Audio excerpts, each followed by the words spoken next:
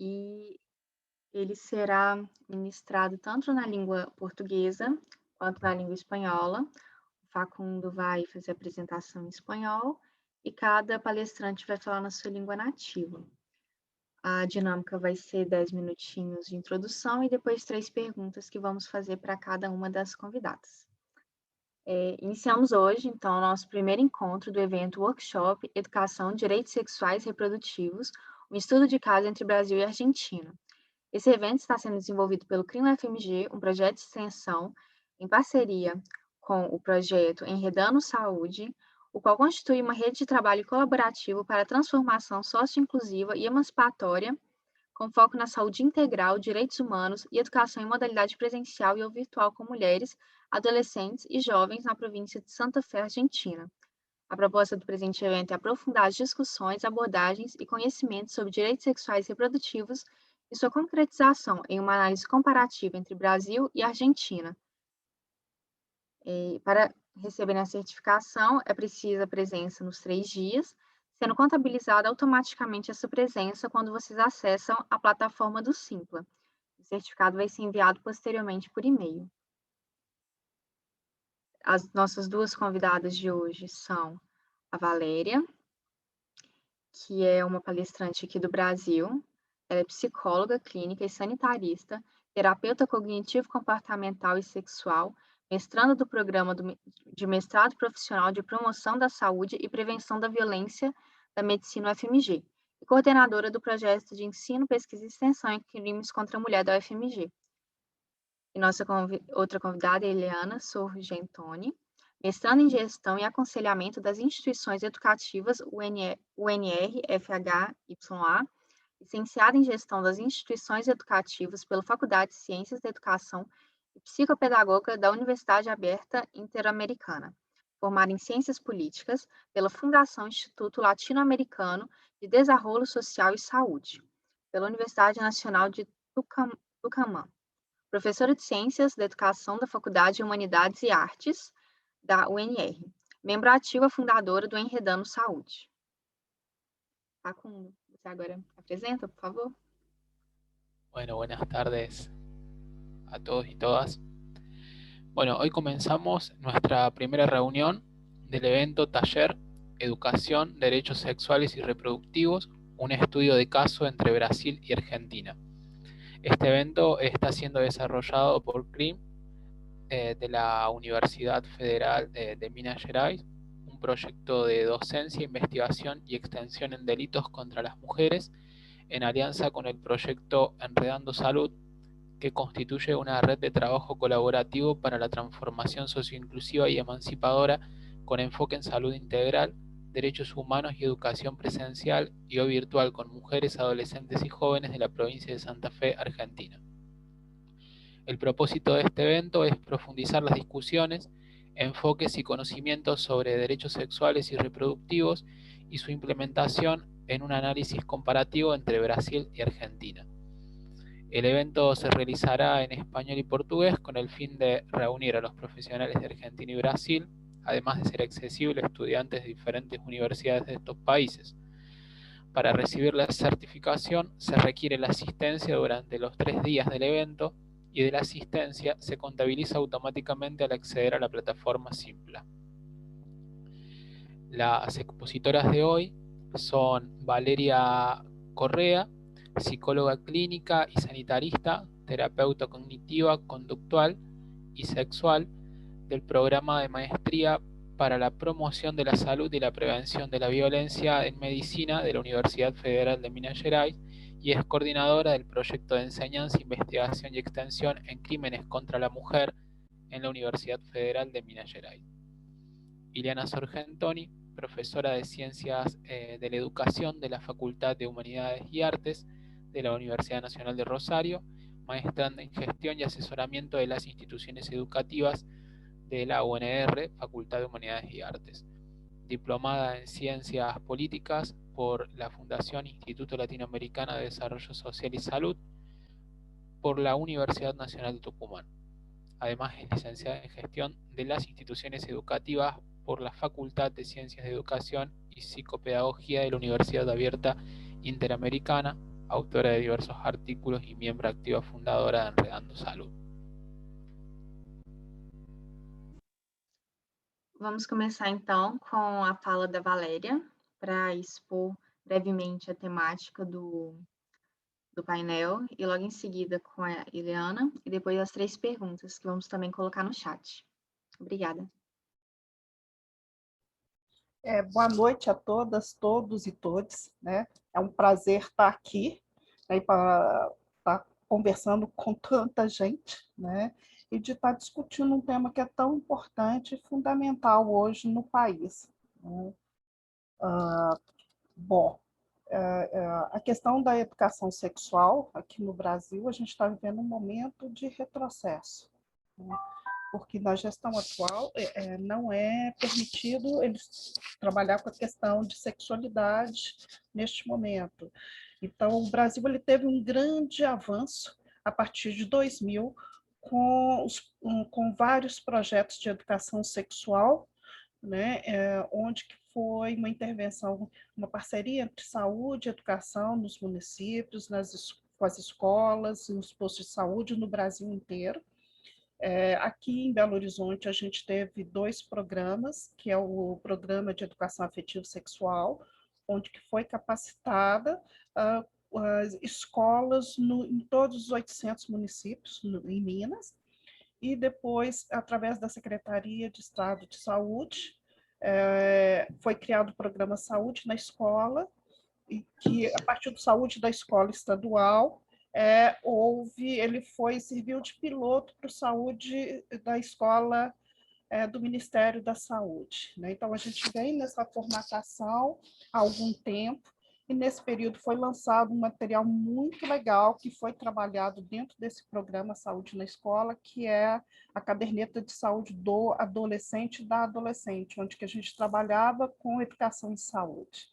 Mas, infelizmente, esse material ele foi retirado do site, não está mais disponível, né?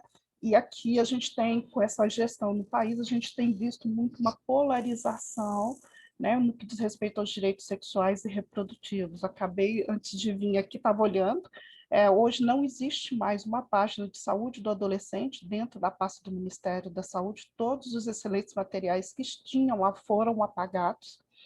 E sábado eu comecei um curso de saúde LGBT, acabei de receber aqui uma mensagem onde que uma criança, né, um adolescente de 11 anos, em Campinas, ele foi, assim, passou por vários xingamentos no grupo da escola, porque ele sugeriu um trabalho para falar da população LGBT, já que a gente aqui no Brasil está no mês onde que a gente se comemora isso, né, inclusive com falas ofensivas, violentas da diretora da escola com relação a essa criança de 11 anos, né?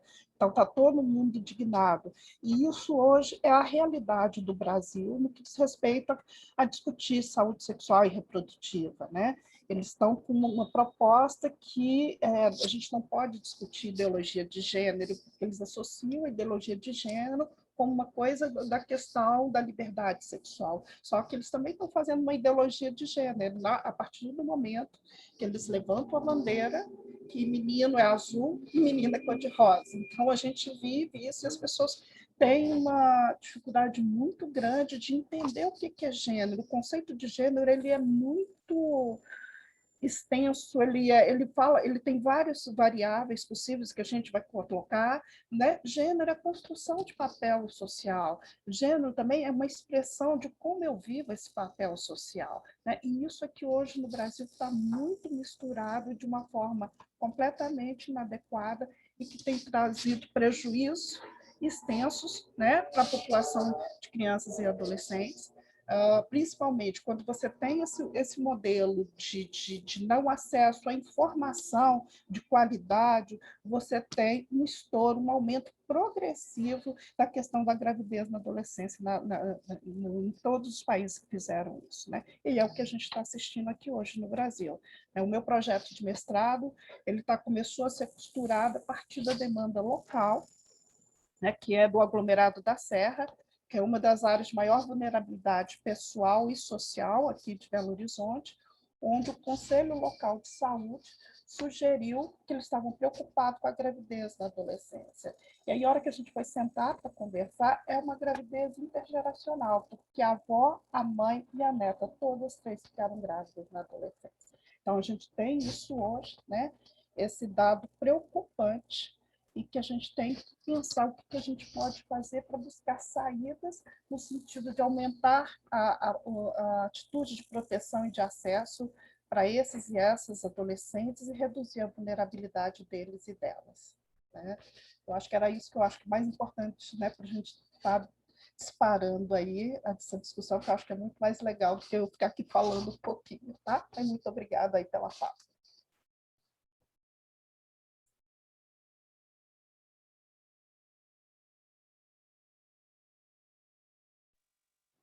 Obrigada, Valéria. E Leana, agora você poderia estar com a fala, por favor.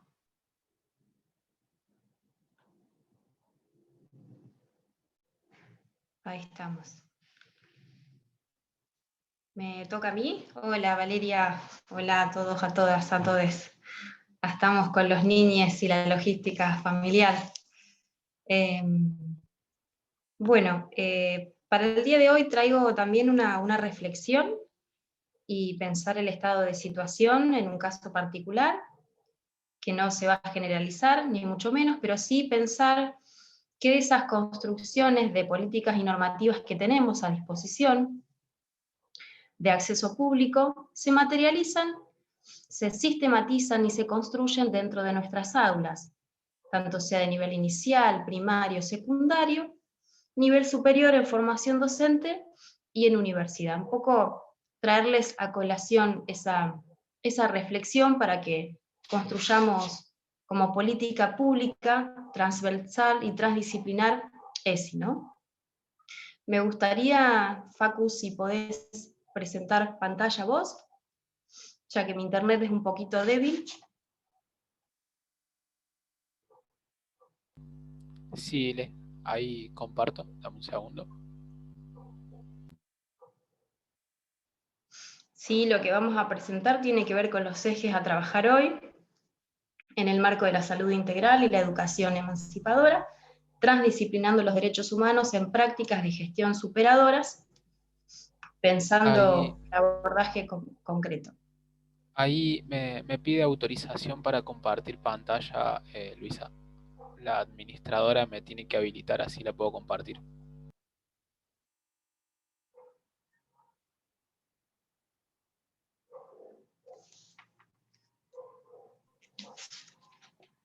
A Esté que está no Bucrim, eu ia pedir para ela colocar você.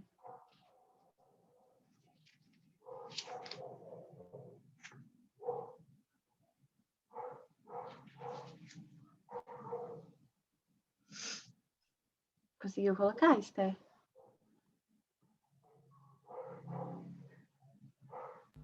Me dice el anfitrión, tiene inhabilitado la función de compartir pantalla. Me tendría que habilitar, creo que colocar como coanfitrión para poder compartirla.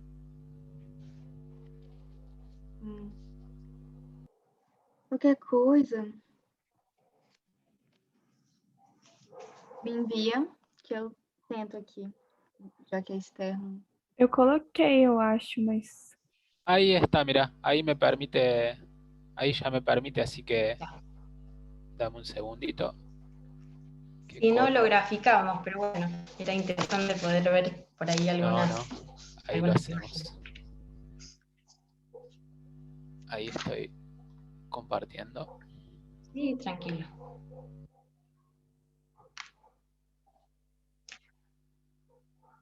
Bueno, de fondo pueden escuchar perros también, ¿eh?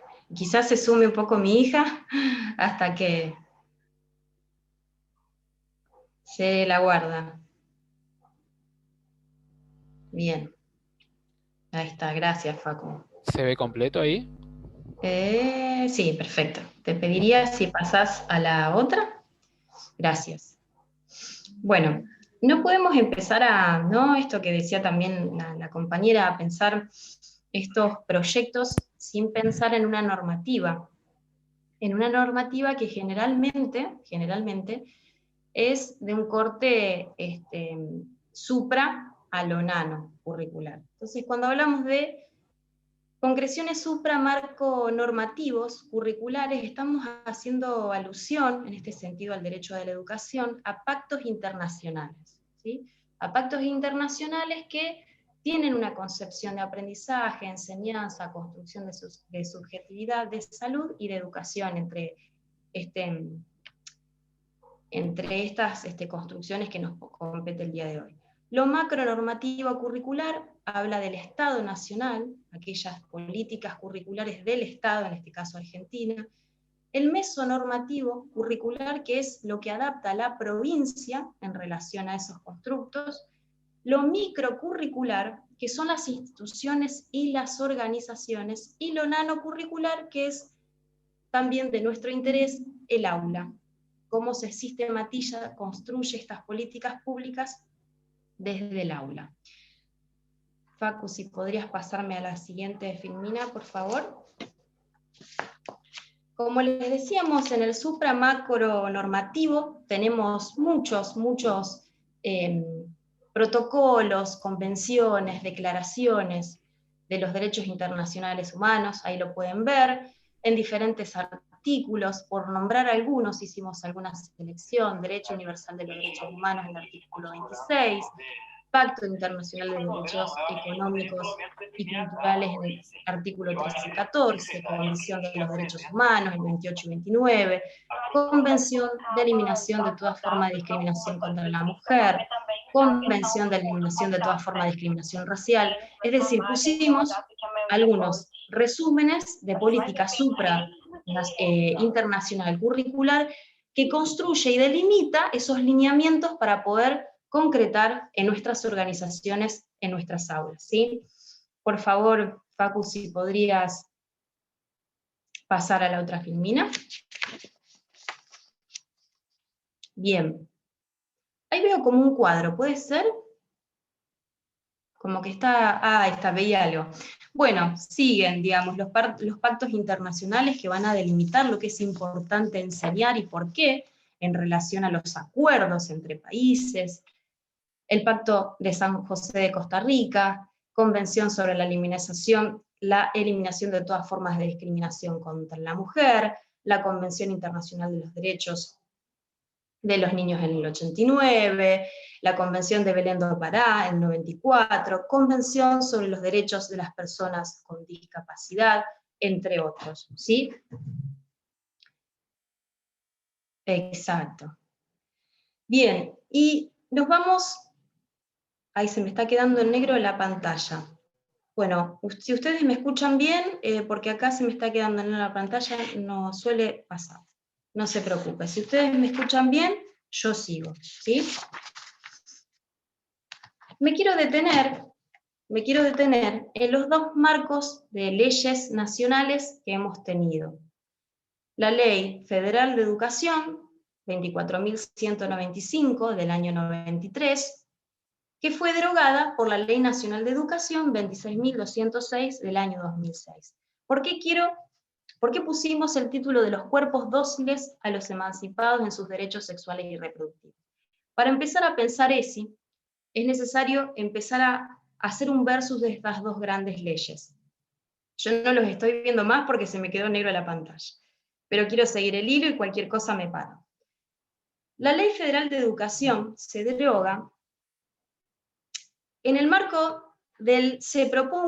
se construye en un contexto neoliberal, ¿sí? Donde se institucionaliza el neoliberalismo, que es en la época del 90, si bien aparece y se construye en el año 76, y en toda la región de Latinoamérica también tiene una fuerte influencia.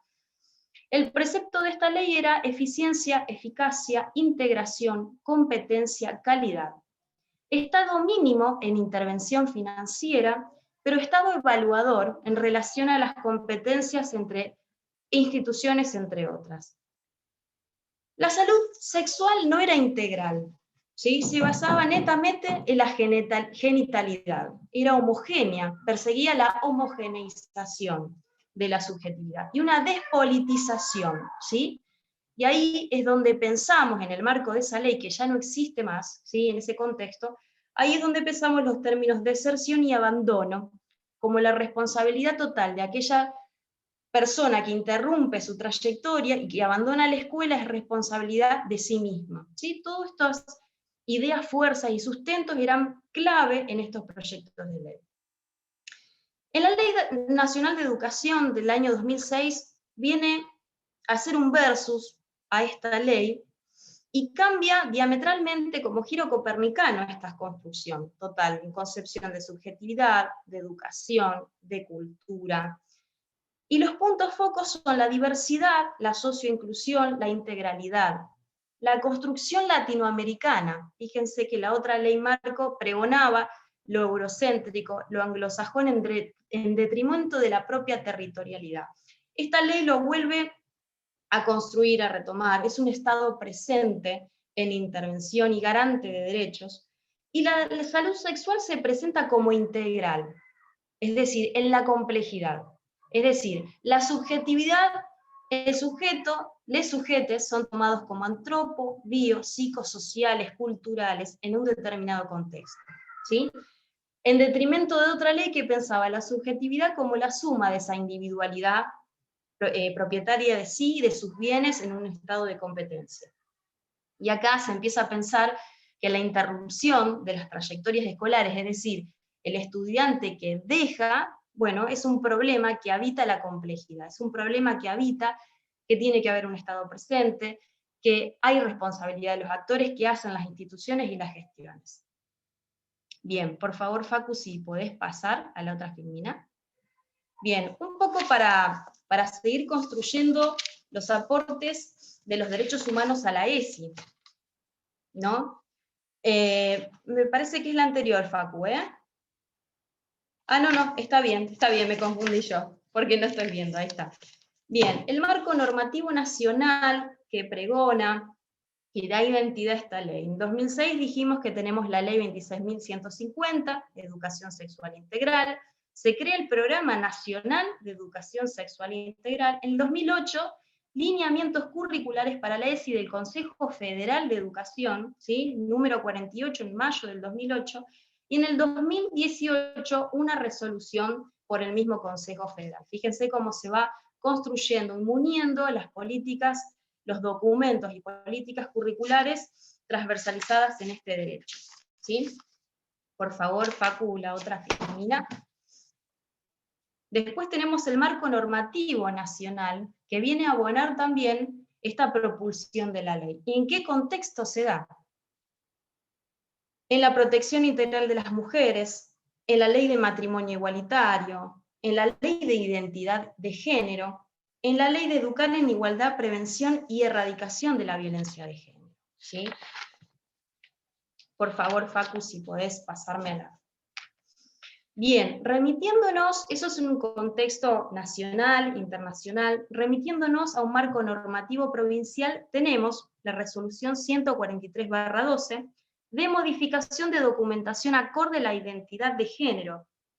Qué distinto es que una persona con autonomía personal y construcción de su propia autopercibirse pueda, como derecho, expresar la identidad que quiera, en el documento que requiera en la expedición de títulos y demás.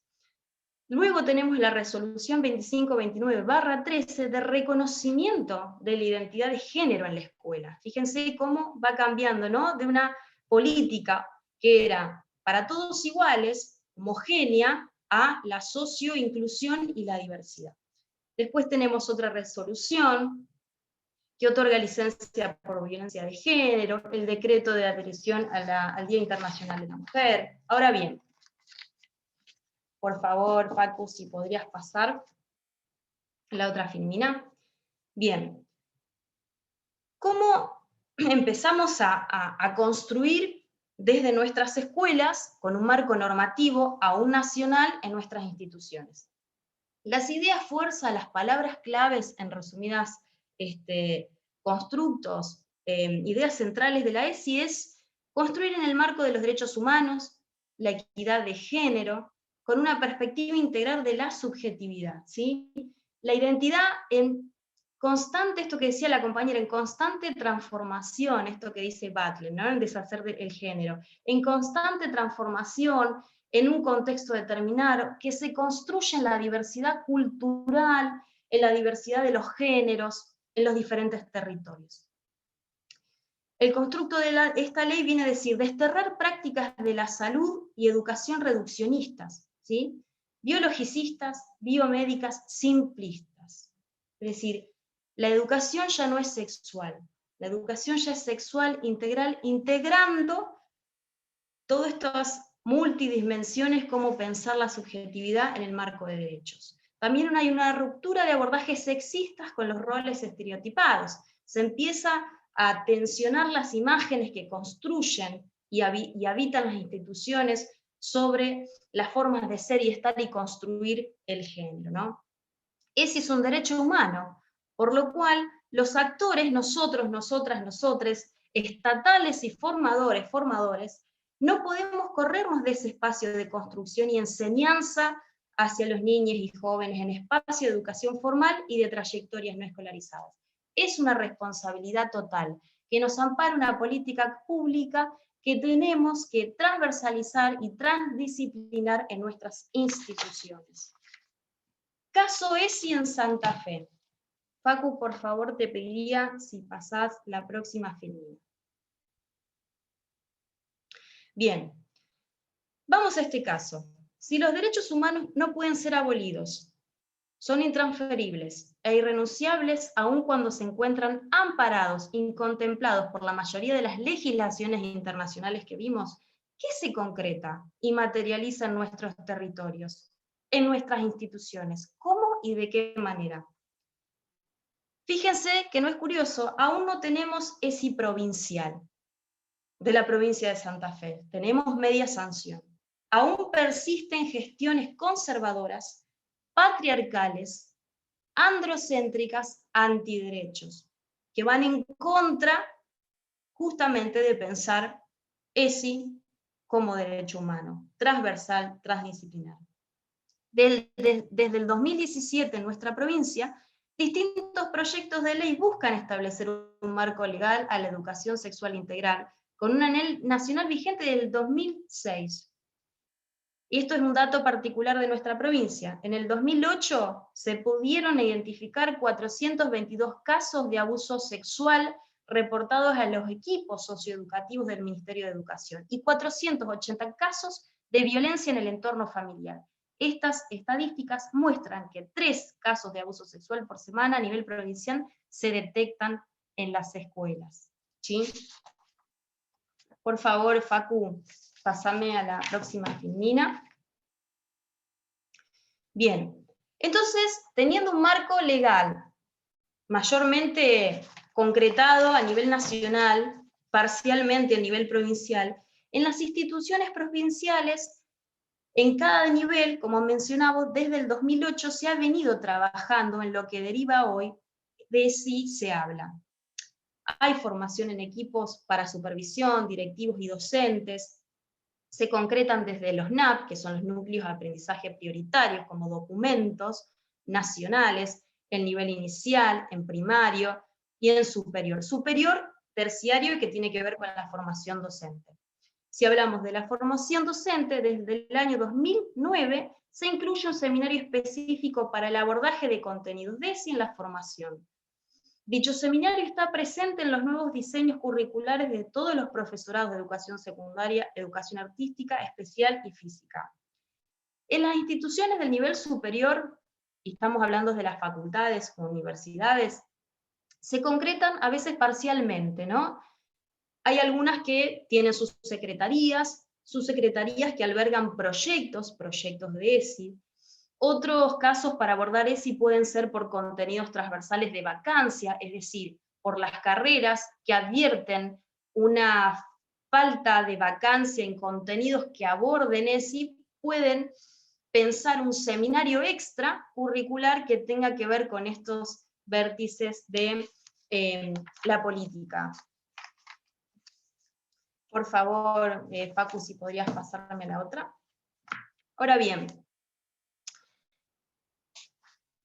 Esto se da en un escenario complejo. ¿Cómo se aborda ESI? No podemos generalizarlo en casos particulares, pero sí, como denominador común, se dan diferentes y principales dificultades en la construcción en territorio. Hay prácticas sobre maneras de trabajos aislados con ESI, ¿sí? Aún persiste en conservadurismo en las gestiones. Cuando hablo de gestión tiene que ver con gestiones escolares, gestiones desde la escuela, gestiones desde las facultades, que a veces el cuerpo docente quiere abordar, desarrollar y construir ESI, pero tenemos el impedimento de ciertas gestiones técnicas tradicionales que no construyen ESI en sus espacios, en sus instituciones. Otro de los aspectos que denominan estas dificultades es no contar con suficientes espacios o tiempos de formación, o especialistas también para pensarnos entre todos desde un abordaje integral. Otras cuestiones que se advierten mucho, y más en el nivel secundario, la jornada laboral son en tiempos reducidos, hay una rotación total de docentes, muchas veces no se permite abordar transdisciplinarmente y menos transversalmente, es decir, muchas veces queda reducido al plano pedagógico tradicional, desde una manera expositiva, y no se construye verdaderamente como un derecho humano. ¡Oh casualidad! El último proyecto, no hay gabinetes en nuestra provincia, si los hay al menos se advierten muy pocos, escasos.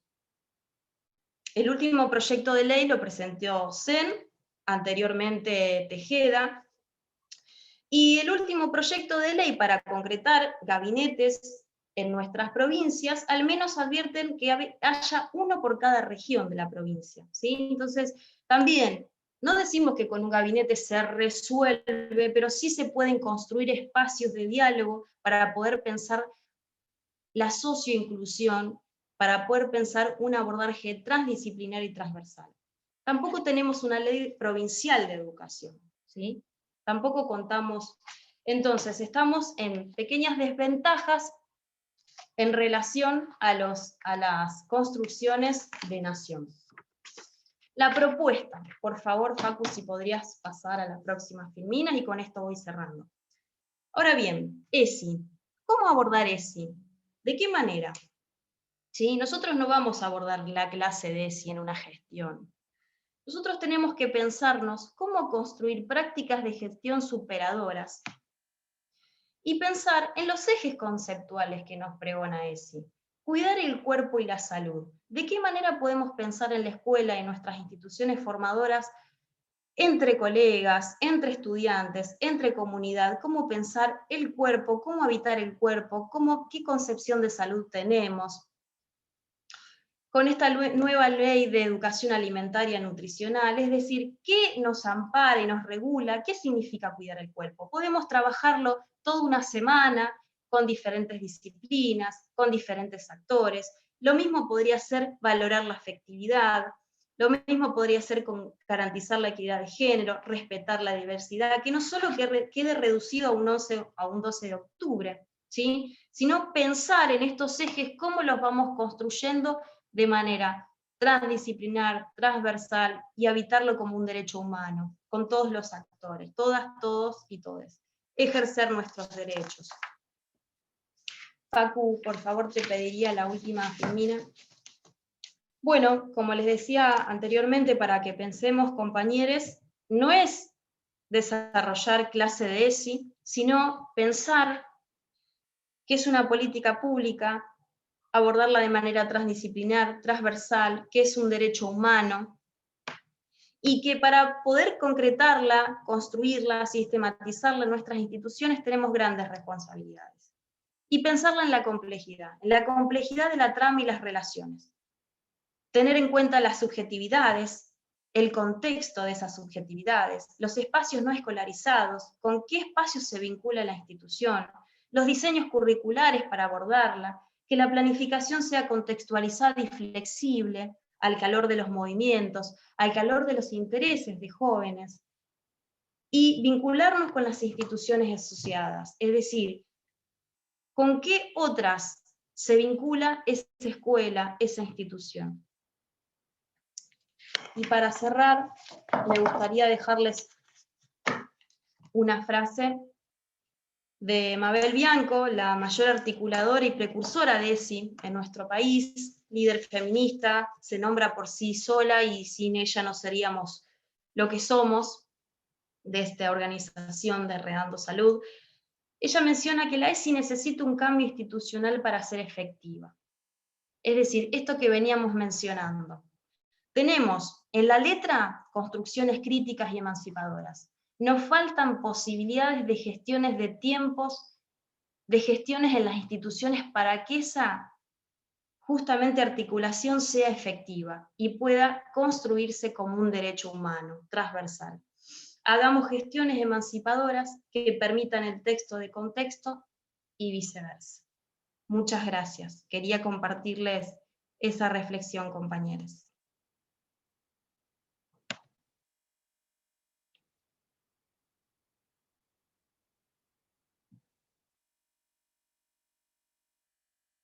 No sé si me escuchan, yo no los veo, se me quedó toda la pantalla en negro.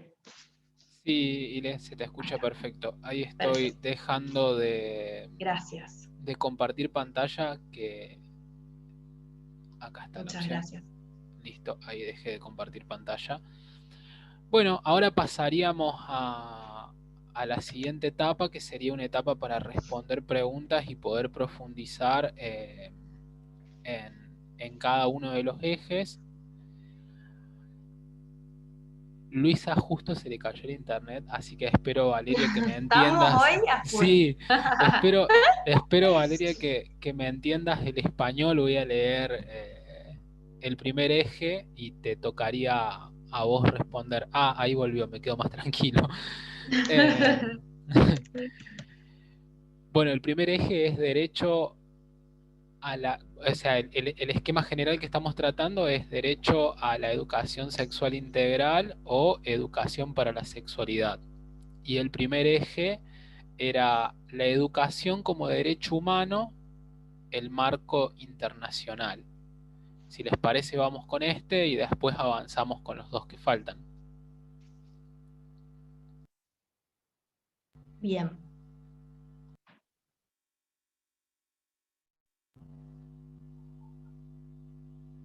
Luisa, ¿vos querés leerlo, si podés, en portugués para Valeria?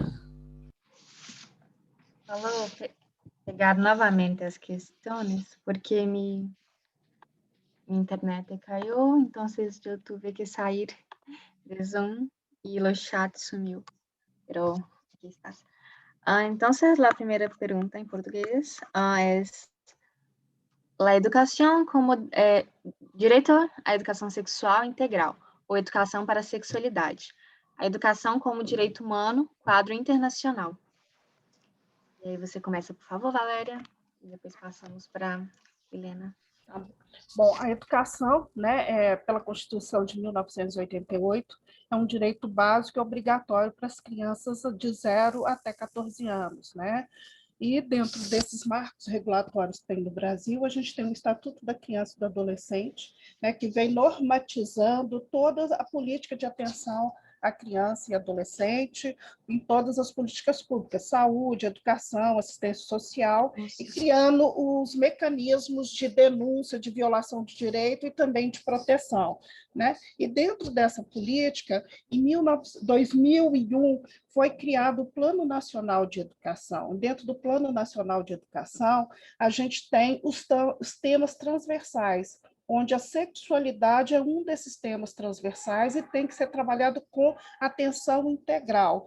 E dentro dessa proposta é trabalhar com as políticas públicas junto, é sempre ter uma escola com um posto de saúde, fazendo oficinas, trocando, capacitando tanto os profissionais da saúde, os profissionais da educação e os e as adolescentes, para que eles possam fazer essa disseminação desse trabalho aí dentro de tudo, né? E também essa questão que a gente vai dizer assim, no que diz respeito aos direitos das mulheres, a gente tem a Lei Maria da Penha, que ela começa em 2006, ela é gestada e que também garante todos os mecanismos de proteção que hoje são vigentes aqui no Brasil. Então, porque se entende o seguinte, se a gente tem uma criança aqui no Brasil, isso é uma realidade, né? Uma criança que é vítima de qualquer tipo de violência, né, no Brasil, você tem uma mulher, uma mãe, que essas duas coisas estão muito ligadas aqui. E o Estatuto da Criança e do Adolescente, aqui em Belo Horizonte, a gente tem uma política muito é ameaçador, porque assim, se a criança deixa de ir para a escola com mais de 30 dias, ela recebe uma carta do Conselho Tutelar ou uma visita, que é esse órgão de proteção. E aí vai saber por que essa criança não está indo para essa escola, né? E hoje a gente tem dentro da educação, no Brasil, a gente está com um problema na questão de trabalhar com a sexualidade enquanto um direito humano, enquanto uma educação em direitos humanos, enquanto uma educação em saúde, né? Porque isso hoje, todo o material que diz respeito, o bom material que a gente tinha, foi todo retirado do ar. Então, a gente hoje está meio que proibido, né? Qualquer ação de educação em saúde, qualquer ação de educação em sexualidade, está muito difícil de fazer isso hoje, mesmo tendo todas as normativas, mesmo tendo o Brasil assinado todas as cartas internacionais de pactuação por todos os direitos humanos e sexuais e do direito da criança.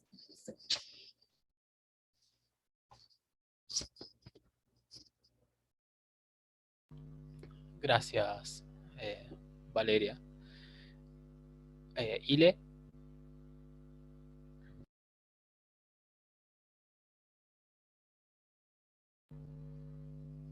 Ileana.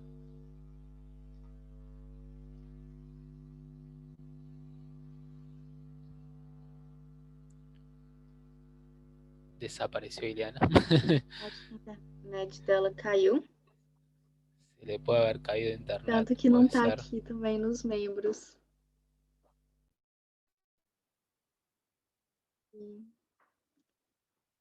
Quer comentar um pouco mais, Valéria, enquanto a Iliana volta? Sí, ahí me está diciendo que se le cayó internet justo. Por ahí podemos avanzar con el otro punto hasta que se pueda volver a conectar. Si querés decirlo vos en portugués, yo lo leo primero en español para las personas que hablan español. Marcos legislativos de Argentina y Brasil. Ejercicio comparativo.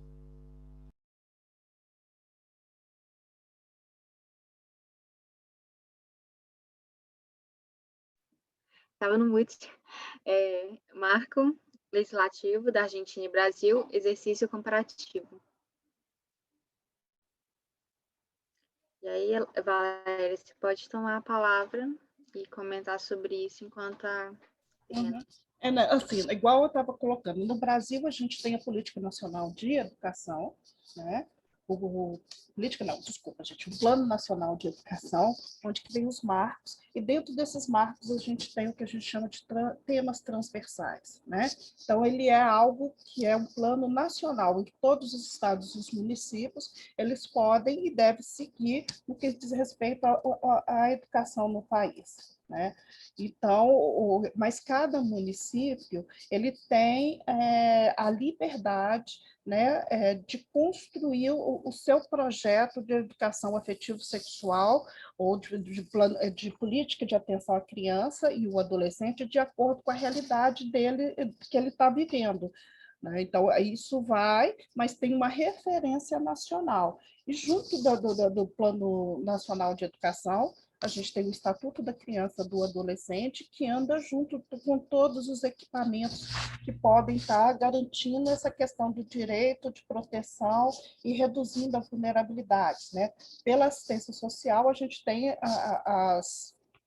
os CRAS, né, que vão trabalhar nesses territórios de maior vulnerabilidade social e que onde todos os projetos, né, de política pública da assistência social vêm a partir dos CRAS, aí dentro da assistência social, que tem o Bolsa Família, que é um exemplo aí de educação integral.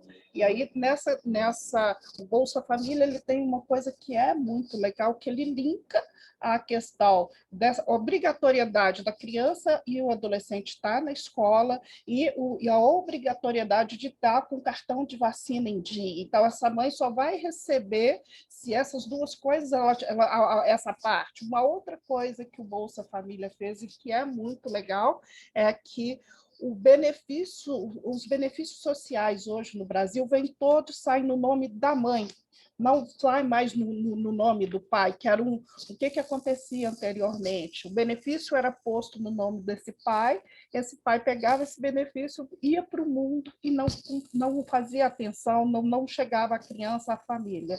E aí, no Bolsa Família, foi-se revisto, e hoje esse benefício, né, os benefícios sociais vêm em nome das mulheres, das mães dessas crianças, desses adolescentes, não mais para ser do pai, essa mãe precisa não existir, esse pai comprovar, né, que ele é que cuida dessa criança e desse adolescente. Então, a gente tem o que a gente chama de rede de proteção da criança e do adolescente, que tem como referência o Estatuto da Criança e do Adolescente, alinhado, fazendo a parceria com a saúde, com a educação, com a assistência social, com a cultura, com o esporte, com o lazer, criando esses programas aí, onde que a gente, principalmente área de periferia, a gente vai reduzir a vulnerabilidade pessoal e aumentar os fatores de proteção aí.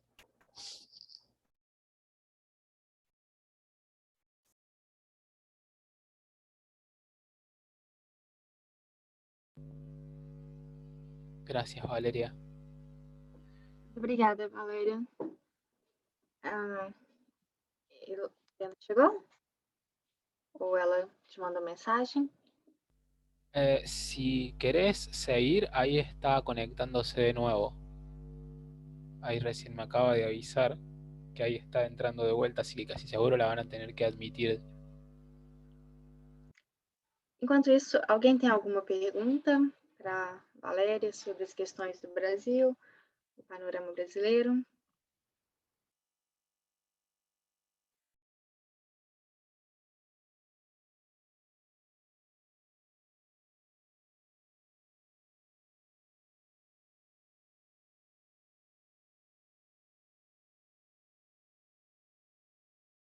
A mí me genera, yo tengo una pregunta con respecto, quizás vos, Luisa, se la puedas traducir, con respecto a los marcos, digamos, que garantizan la educación sexual o la educación para la sexualidad, los marcos legislativos, digamos, son marcos legislativos surgidos del poder político o son marcos de regulación que se lograron a través de posicionamientos judiciales? ¿Hay alguna diferenciación de aplicación entre los estados provinciales y el Estado nacional? O no sé si me explico.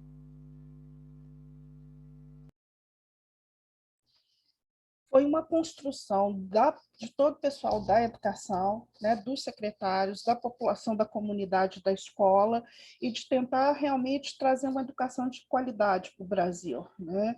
Então, e partindo de uma realidade de tentando unificar, ter um currículo mínimo para o Brasil inteiro, já que a gente é muito diverso. Então, mas também esses marcos eles foram discutidos com reuniões, né? E a gente teve um grande educador aqui no Brasil, que era o professor Darcy Ribeiro, né? E ele foi quem puxou essa discussão nacional, e também, dentro desses marcos, houve um respeito à população indígena, né? Que ela fosse respeitada, que tivesse toda uma especificidade dessas populações minoritárias que frequentam, né, que fazem parte da população brasileira, os indígenas, os quilombolas, né, como é que a gente pode trabalhar com a educação, mas sempre sem perder a cultura e a referência cultural desses povos. Então, foi uma discussão muito ampla, onde chegou, fez esse esboço do Plano Nacional de Educação e que foi validado e virou uma lei pela Câmara e pelo Senado Federal.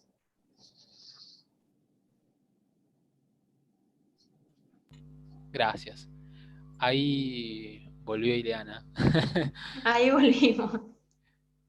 Ay, perdón, qué noche, Tete, vale, ¿qué pasa?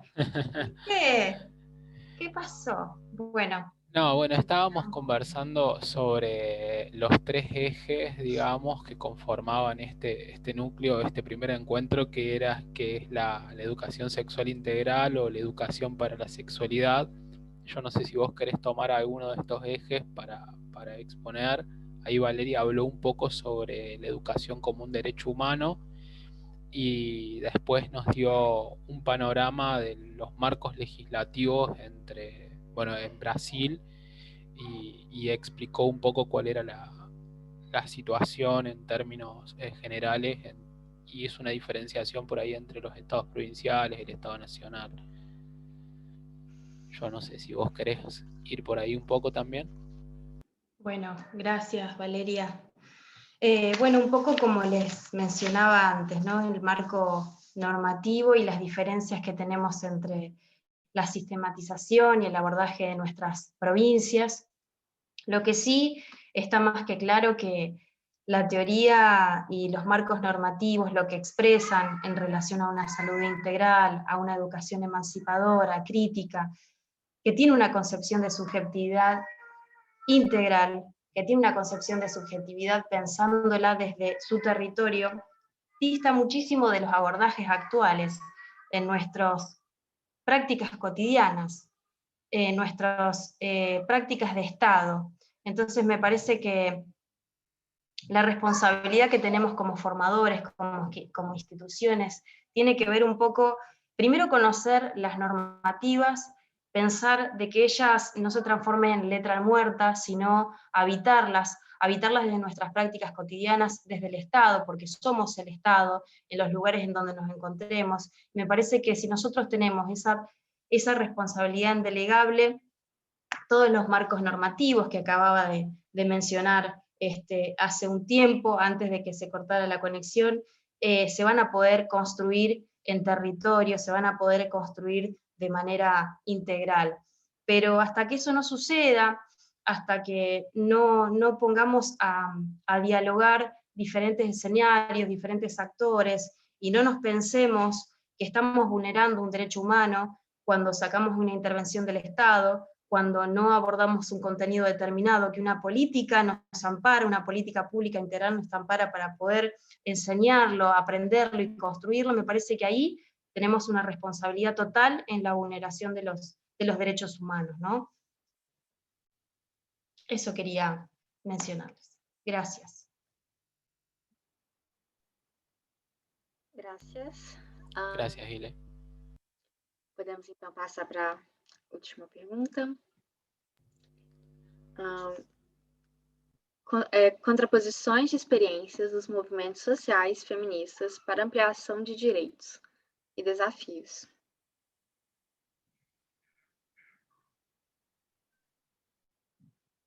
Luísa, repete para mim, por favor.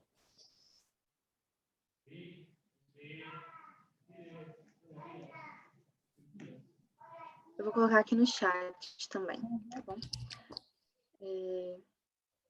Contraposição de experiências dos movimentos sociais feministas para ampliação de direitos e desafios. Então, aqui no Brasil a gente está vivendo um momento muito delicado, né?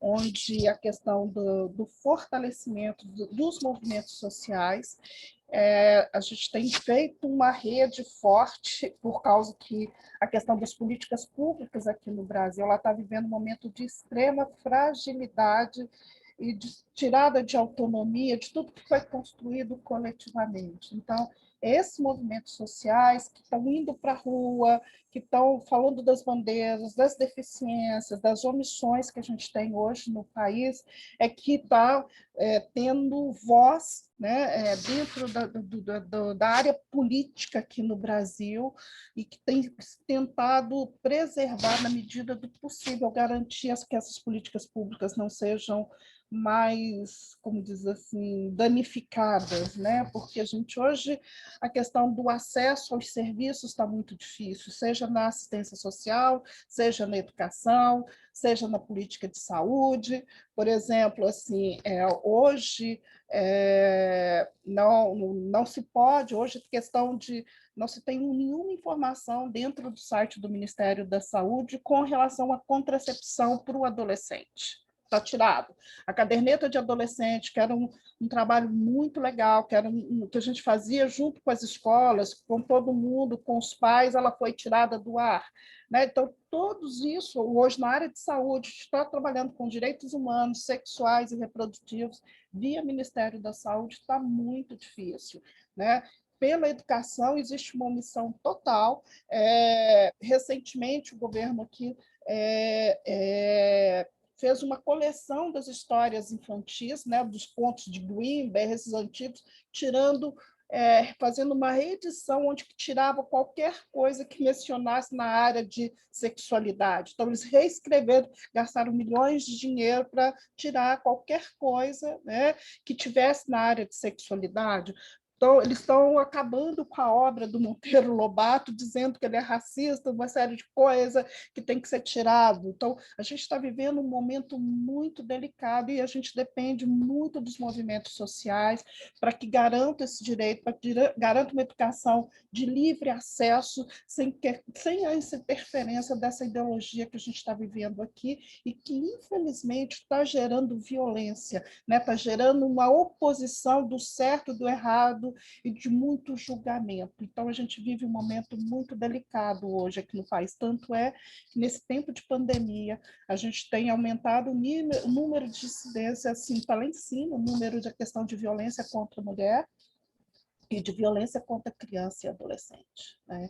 Então, exatamente por esse momento muito delicado, onde que a questão é acabar com a política pública mesmo e privatizar.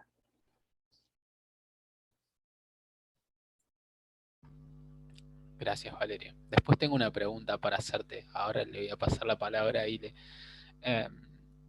Ile, bueno, vuelvo a repetir la consigna, contraposición de experiencias de los movimientos sociales feministas para la ampliación de derechos, desafíos.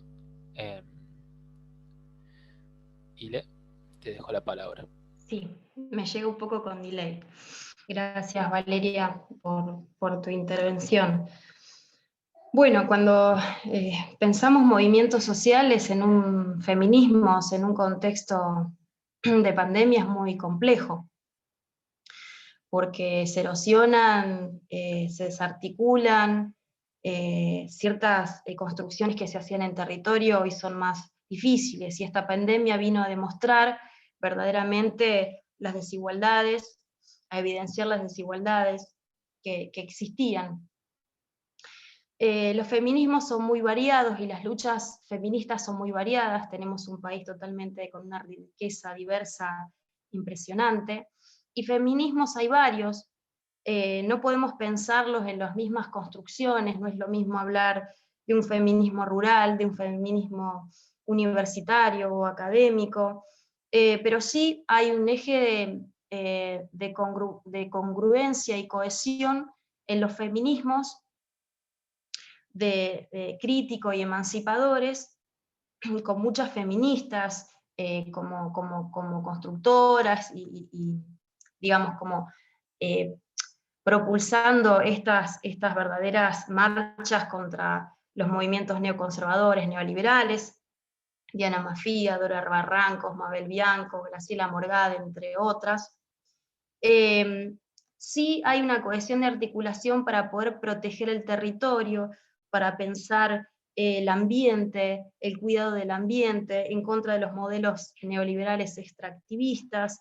Hay una conciencia no solo de salud integral, ambiental, que también requiere y refiere a eso, y una formación territorial que se sigue haciendo y se sigue buscando mecanismos o dispositivos para poder seguir construyendo el escenario diverso, ¿no? Para poder seguir vinculado al territorio, a las personas que necesitan más hoy que nunca una asistencia inmediata. Pero también hay feminismos conservadores que también siguen unas luchas y persiguen otras.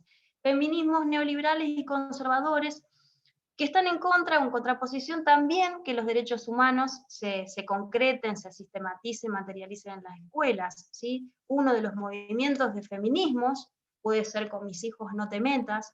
Entonces, los feminismos son variados, persiguen intereses totalmente diversos, tenemos una gran fragmentación a nivel país también por eso, pero sí en la cohesión que aborda los feminismos críticos, emancipadores, se piensan en la comunicación y en la formación. Por ejemplo, actualmente estamos habitando espacios de formación, quizás desde el Estado Nacional, también hemos tratado lo hemos abordado nosotros desde Enredando Salud, formadores y formadoras, pares en relación a la deconstrucción de violencia al género, digo, hay estrategias, dispositivos que se siguen pensando en la virtualidad, que se siguen pensando en esa comunicación y esa dialogicidad para no perder justamente la fuerza, las luchas. Los movimientos sociales son escenarios pedagógicos y los ecofeminismos de cortes críticos, emancipadores, están repensándose constantemente cómo articularse de norte, centro a sur. Eso me parece sumamente interesante. Como también podemos hacer y traspolar una diferencia en relación a los ecofeminismos, a los feminismos de derecha, ¿no? Y también, bueno, no me quería olvidar de los ecofeminismos también, que Maristela Svampa es una de las precursoras en pensar esta territorialidad en esta tierra mater, ¿no? Como derecho humano. Entonces tenemos una gran fragmentación, segmentación de pugnas e intereses totalmente diferentes en relación a los movimientos sociales en el territorio. Gracias, Ile. Bueno, si tienen alguna pregunta, sería bueno que la pongan en el chat para poder realizárselas tanto a Valeria como a Ileana. Yo en principio tengo dos preguntas. ¿Las puedo hacer, Luisa? No puedo con mi carácter. No, para Valeria la pregunta es si ella vislumbra o si logra ver una salida o si desde su experiencia puede dibujar en su mente el camino para la salida de la situación en la que se encuentra Brasil en este momento. Yo esta mañana, una infidencia, justo está María Luisa Storani conectada, hablaba por teléfono con ella y me decía lo importante del movimiento feminista en Brasil hace una década, un poco más atrás, y la situación en la que se encuentran ahora. Eso sería para vos, Valeria. Y después para Ileana, ¿cómo crees vos, Ile, que tiene que ser el desarrollo territorial y al mismo tiempo incidencia política de los movimientos sociales y feministas en las provincias, que generalmente suelen ser en Argentina la barrera para la aplicación de las leyes y para la concreción de la política pública? Si en Argentina tenemos un paquete de leyes de vanguardia a nivel nacional, las provincias retrasan 10 años. Entonces, quería preguntarte eso también, Ile. Bom, aqui no Brasil, eu vejo, né, a gente tem visto um movimento, né, está indo para a rua para reivindicar os direitos, para defender a democracia no Brasil. Então, eu acho que parece que a gente acordou do sonho, né? Então eu vejo, né, esse movimento do Brasil, de várias pessoas, né, de estar indo para a rua, de estar em defesa da democracia. Eu vejo, por exemplo, que o Supremo Tribunal Federal ele tem sido muito importante no sentido de garantir a Constituição e de dar essa proteção, de dar essa voz. Então eu vejo cada vez mais as pessoas indo para a rua, fazendo essa reivindicação dos direitos, principalmente o pessoal, né, que eu acho que da periferia aqui no Brasil, que com a pandemia essa desigualdade ela ficou gritante, né? Enquanto as crianças de classe média, média alta estão aí de boa, as crianças da periferia, das escolas públicas, elas estão... A gente não sabe o impacto que vai acontecer na educação delas, né? Já tem um estudo dizendo que por ano, o ano passado, as crianças na fase de alfabetização, elas perderam 21% em termos do processo educacionais, e esse ano já aponta que subiu para 56%, né, de impacto no processo educacional dessas crianças de alfabetização. Então, assim, e aí esses movimentos sociais aqui no Brasil, né, seja as ONGs, ou a periferia, né, igual o projeto que a gente tem, que é o projeto do mestrado lá de violência, né? Então a gente há um ano a gente está fazendo um atendimento online dessas mulheres, a gente faz roda de conversa online, né? Então a gente nós fizemos já 22 conversas online, amanhã vai ter mais uma, então é uma forma da gente garantir, né, de estar esse espaço do coletivo, mas é também um espaço de ajuda mútua, de construir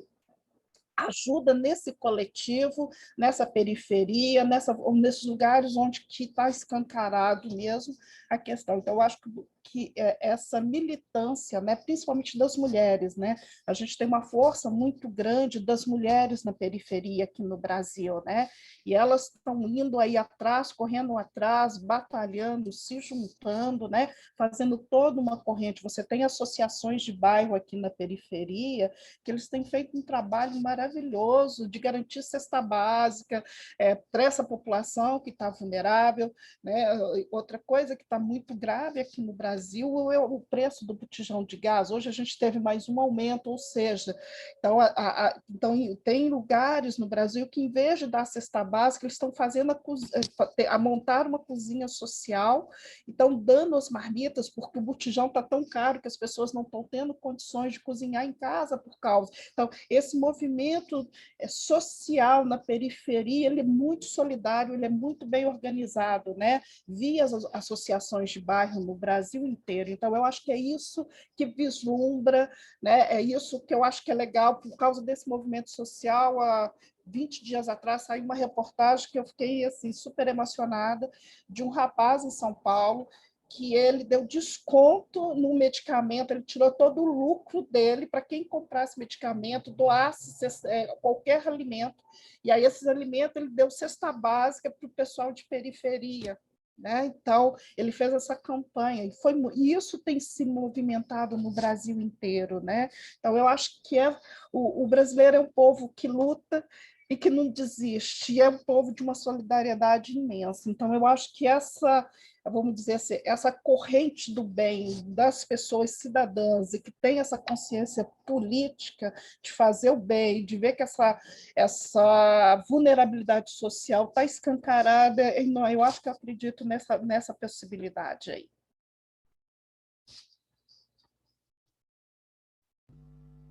Gracias. Ile. Bueno, qué pregunta te mandaste. A ver, es muy complejo de responder, no habría una respuesta absoluta ni una certeza absoluta, porque es un campo de lucha. La incidencia política es un campo de lucha y cómo se materializa, se implementa y se construye y se sistematiza en el territorio ciertas políticas, ese es de una gran complejidad. Y sí, teniendo tanta letra, teniendo tanta normativa, tantas leyes, no habría que mencionar los derechos que aún son vulnerados.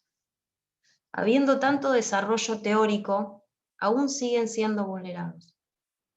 Y esto tiene que ver con las concepciones que tenemos de habitar los derechos, los espacios, las construcciones con el otro. Yo voy a utilizar acá a don Paulo Freire, un gran pedagogo latinoamericano, que la verdad que resignificarlo, revitalizarlo es necesario con nuestras hermanas, hermanos brasileños. Yo creo que para poder pensar un desarrollo territorial o pensar incidencia política, primero que nada, es pensarnos en qué decretos, leyes amparan justamente nuestros derechos, conocerlos, conocer la letra, conocer la normativa, poder tener un alcance, eso ya es una lectura de qué me ampara, en qué estoy protegido, qué no se puede vulnerar, ¿no? ¿Qué no se puede vulnerar? Y habilitar los derechos es habilitarlos en las pugnas colectivas, comprometerse en la colectividad. El movimiento social tiene que ser revitalizador de luchas, de deconstrucciones, de formas estereotipadas, anquilosadas, añejas, que vienen sistematizando en la política, muchas veces.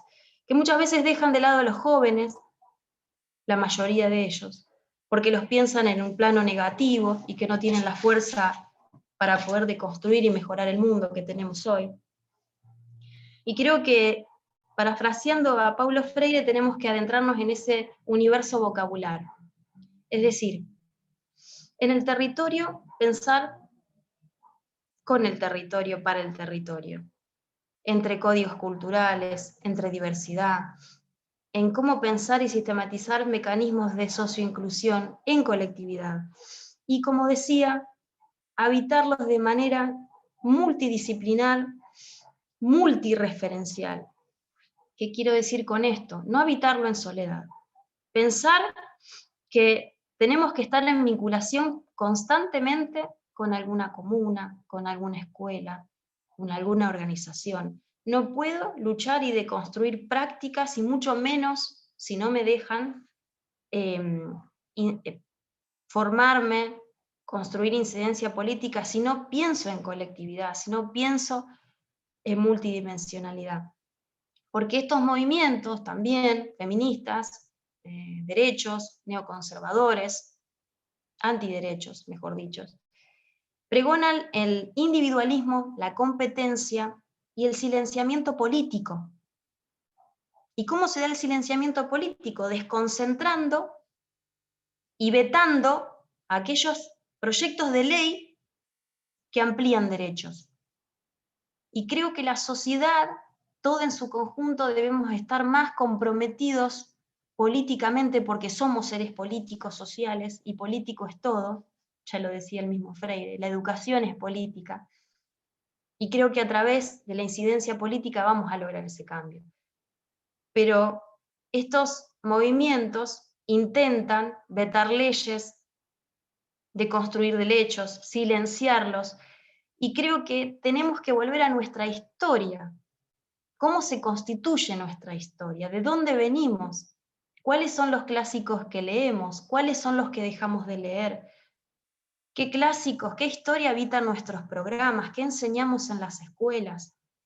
Entonces, revalorizar nuestros territorios y nuestra propia historia de tanta masacre, de tanta colonización ideológica, de construir esas prácticas socioetnocéntricas, es decir, esas prácticas que habitan una cultura común, a perseguir ese tipo de cultura por sobre otras.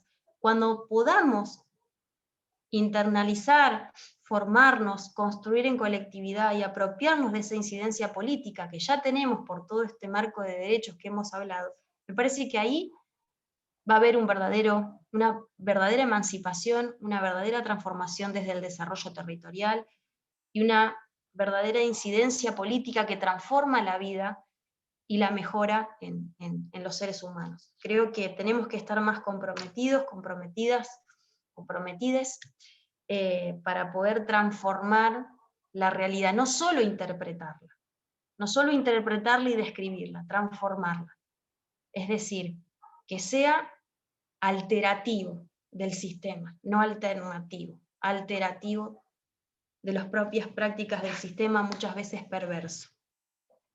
No sé si contesté una gran pregunta, Facu.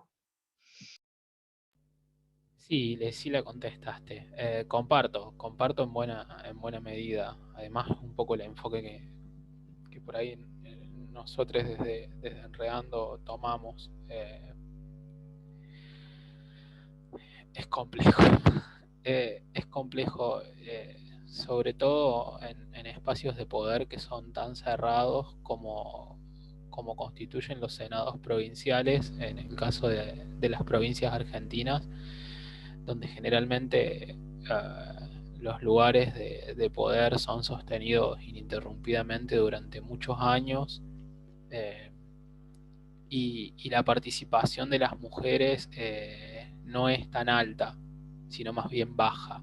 Ahora, por suerte, con la paridad, quizás eso cambie, pero todavía tenemos que esperar hasta el 2023. También es cierto que tenemos que tratar de que las mujeres que ocupen esos lugares tengan perspectiva de género y que sean feministas, pero bueno, generalmente cuando hay mujeres las puertas se abren más fáciles para todo este tipo de temas, y cuando hay una supremacía de varones heterosexuales, es mucho más difícil. Luisa, no sé si vos querés hacer alguna pregunta, si querés hacer algún comentario, el Eu resto de las quero personas. falar de Paulo Freire hoje no Brasil, você é taxado de comunista. Né? Você não pode escrever para Paulo Freire. Claro, prohibido totalmente, ¿no? Prohibido totalmente, y aparte él es humanista, nunca se definió y se autopercibió como crítico siquiera de la pedagogía crítica, ¿sí? Realmente lo han matado a un muerto y lo siguen matando, y nosotros tenemos la responsabilidad de revitalizarlo de nuestras aulas, y creo que más que nunca está en vigencia pedagogía del oprimido, ¿no? Y de la opresión con la educación bancaria, la salud biologicista, la deconstrucción de los derechos. Más aún, estos espacios de intercambio tenemos que volver a revitalizarlos, porque es incidencia política, porque también tiene que ver con el desarrollo de territorios y con la pugna que podemos hacer en esta avanzada neoliberal y neoconservadora en el país hermano, ¿no? Tan querido nuestro.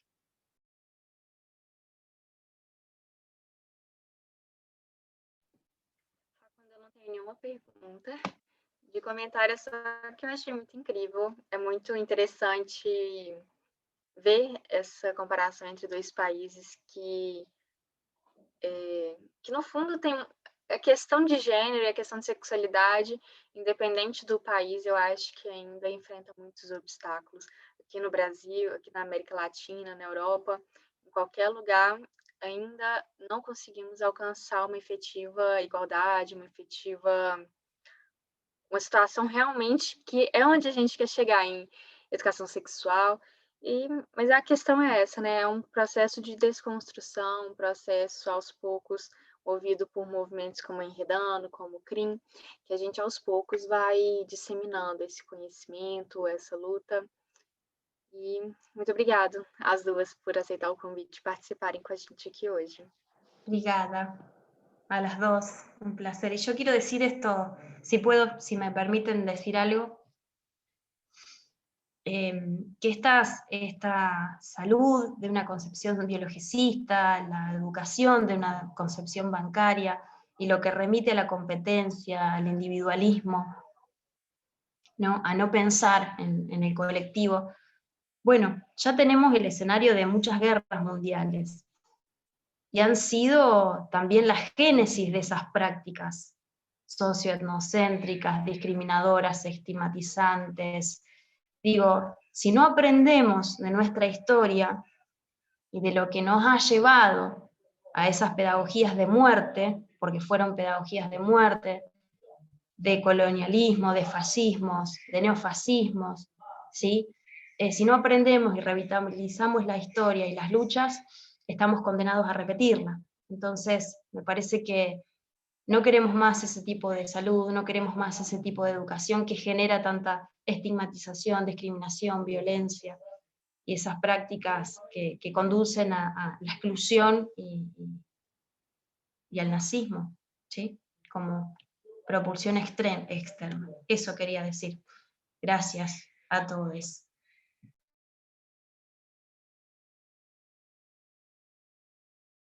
Claramente somos antifascistas.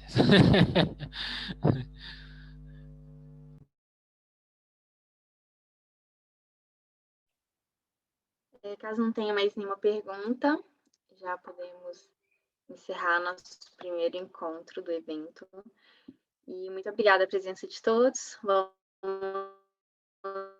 colocar a gravação no YouTube do CRIM e também divulgar nas nossas redes sociais. Vou também mandar para o Facundo para que ele possa divulgar o link.